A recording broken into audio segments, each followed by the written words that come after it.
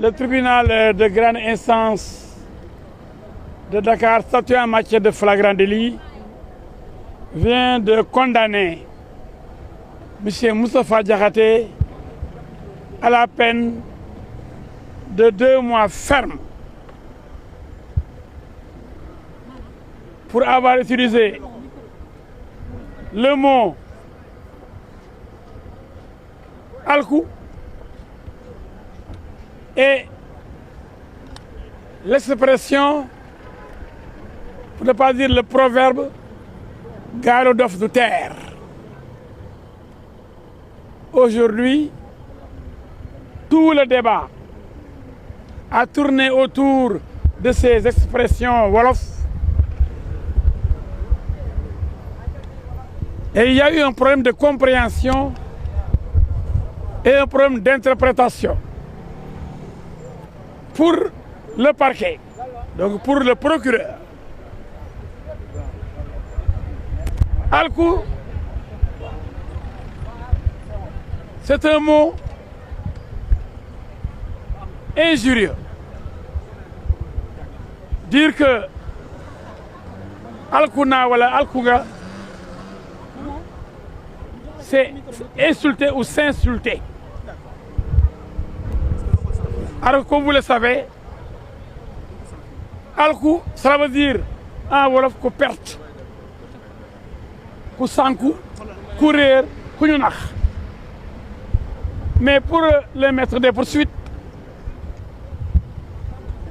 il tient à faire de alku une expression, un mot injurieux, une insulte. Il est accusé d'avoir tenu des discours contraires aux bonnes mœurs, mais lui, devant le parquet, il déclare que l'acte d'accusation a été modifié. Est-ce que vous confirmez? Laissez-moi terminer. Donc, on l'a condamné pour ses expressions, qui ne sont même pas comprises pour moi par le parquet. Quand il répond pour dire que quoi alku rek mooy def lii mooy ku xamul li mu wax, donc il dit que c'est celui qui ne comprend pas, qui a été dupé, qui a été arnaqué ou qui a été escroqué politiquement, seul qui peut voter pour Pastef. Mais c'est une analyse, parce qu'il est parti du projet inexistant qui aurait été écrit par 4000 cadres. Il a dit que c'est du vent, parce que le projet a été écrit bien après la prise du pouvoir. Et pourtant, les gens, malgré cette tromperie, sont revenus pour voter pour l'auteur de ce projet qui était du vent. Et il dit que ku alku rek mooy gisu nax la ba pare nga nangu nax bi te voter ki la nax. Donc en français, c'est celui qui est dupé, qui est arnaqué, qui est trompé, qui accepte la tromperie parce qu'il ne comprend rien, parce que dafa alku. Et il dit, en faisant référence au prophète, paix et salut sur lui, et en faisant référence à Cheikh Anta Diop, ce grand savant, il dit que xam lu bon sa askan te bañ koo wax yaag muuma bu seytaane benn ngeen.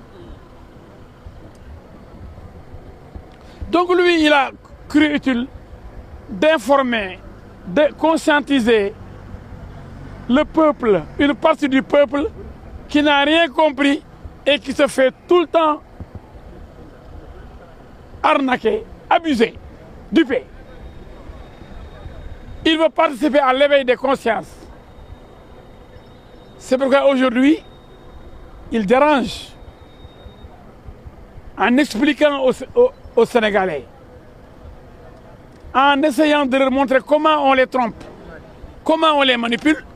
Il dérange naturellement l'auteur des manipulations et ceux qui bénéficient de ces manipulations.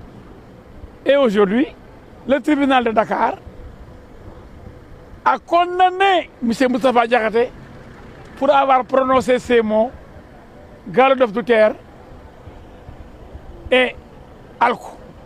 Et comme vous l'avez vu, monsieur le procureur, je l'aime bien, mais il ne comprend pas bien le Wolof, même pour dire Alkou, il dit Alakou.